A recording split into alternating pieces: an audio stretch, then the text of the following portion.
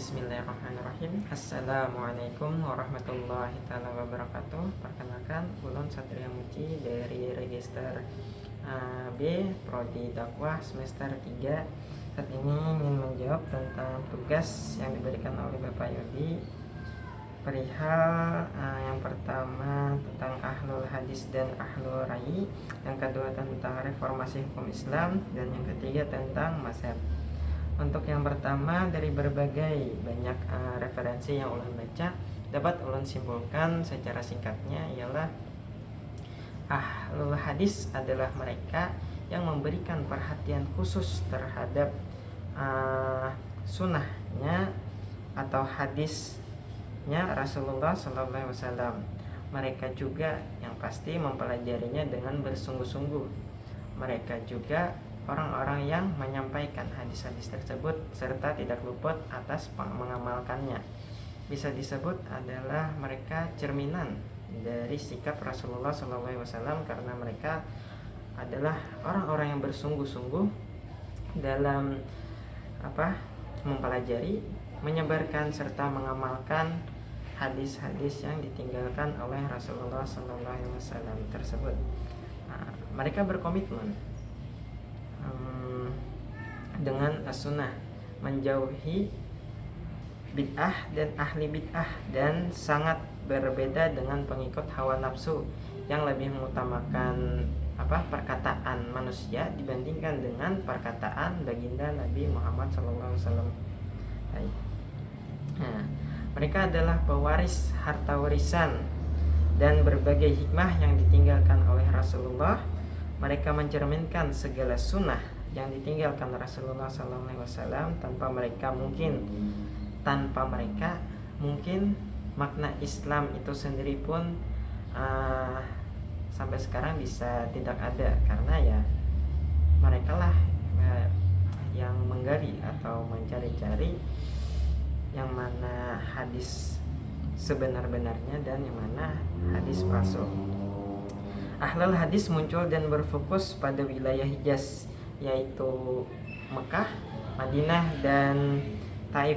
Kemunculan mereka didasari oleh pertama, ketertarikan mereka terhadap metode yang digunakan oleh guru mereka, yaitu Abdullah bin Umar, yang sangat kuat berpegang pada hadis. Kedua, banyak hadis yang mereka peroleh sebab para sahabat yang hidup pada zaman Nabi banyak tinggal di Hijaz, terutama pada Mekah dan Madinah. Alasan yang ketiga, memurnikan ajaran Islam dari sumber-sumber tidak jelas dan membatasi diri hanya pada sumber hukum yang terdiri dari Al-Quran dan hadis. Untuk yang kedua, ahlul rai adalah aliran ijtihad yang mana bertumpu pada pemikiran atau nalar, yang biasanya dibutuhkan atau dicari atau bagaimana ya, yang mana bertumpu pada pemikiran atau nalar yang mendasari ketentuan doktrin yang mengacu pada kemaslahatan kehidupan manusia. Metode ijtihadnya banyak dipengaruhi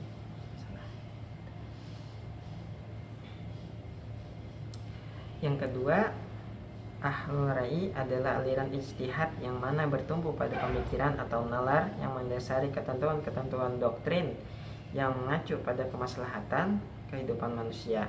Metode ijtihadnya banyak dipengaruhi oleh metode berpikir sahabat Umar bin Khattab dan Abdullah bin Mas'ud, yang keduanya menggunakan rai atau sebagai dasar penentuan hukum. Ahlul rai bermunculan pada Irak, Basrah, dan Kufah lebih tepatnya. Faktor kemunculannya dikarenakan tertariknya terhadap metode ijtihad guru mereka, yaitu Abdullah bin Mas'ud. Dan kenapa jadi banyak bermunculan?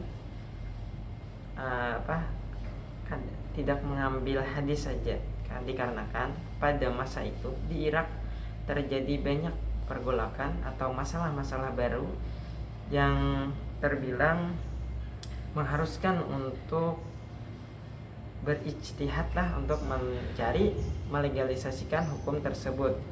Dan dikarenakan banyaknya bergejolaknya Irak pada saat itu, banyak juga lah yang di saat yang bersamaan para pencetus banyak pula hadis-hadis palsu yang diajukan. Karena itulah mereka sangat kecil kemungkinan menggunakan hadis untuk menentukan suatu hukum. Kenapa jadi sedikit? Karena mereka menggunakan seleksi yang sangat ketat untuk dipakai melegalisasikan hukum tersebut. Ya, tidak luput karena pada masa itu banyak sekali hadis-hadis palsu yang bermunculan. Nah, dampak dari kemunculan ahlul hadis dan ahlul rai pada masa Bani Umayyah ialah terciptanya legalitas hukum. Nah, ini yang disebut tadi. Pengaruh ini seperti dua dimensi, ya. Kalaunya ahlul hadis itu lebih banyak dipakai atau digunakan pada masa Bani Umayyah daripada masa zaman sahabat. Sedangkan untuk rai dipakai untuk kias umum saja. Seperti yang kita ketahui, pertama-tama kita menggunakan hadis atau sunnah, baru ijma, dan yang terakhir kias. Inilah kenapa mereka di dua dimensi yang berbeda, sama-sama berdampak pada masa Bani Umayyah. Untuk soal yang nomor 2 tentang reaktualisasi hukum Islam, ini bisa sangat disingkatkan karena ini seperti mengangkat atau menghidupkan kembali Islam. Kenapa itu dilakukan? Kenapa Islam itu perlu diangkat atau dihidupkan kembali? Karena kata siapa tadi? Karena kata Menteri Agama Rakyat Indonesia pada saat itu, yaitu Bapak Munawir Sajadilah, Bapak Munawir Sajali Sidin menyebutkan bahwa umat Islam pada saat itu seperti mendua. Karena apa bisa dikatakan mendua? Itu karena mereka meyakini agama Islam, namun tindakan mereka, kelakuan mereka tidak mencerminkan Islam itu sendiri. Karena itulah Islam perlu untuk direformasi kembali, terutama pada bagian syariahnya, fikih dan hukum. Ketiganya sama-sama harus reformasi. Kenapa? Alasannya cuma satu, karena Islam itu tidak membentuk identitas Islam itu sendiri. Lebih tepatnya umatnya tidak mencerminkan identitas Islam itu sendiri. Untuk yang nomor 3 tentang mazhab, ya,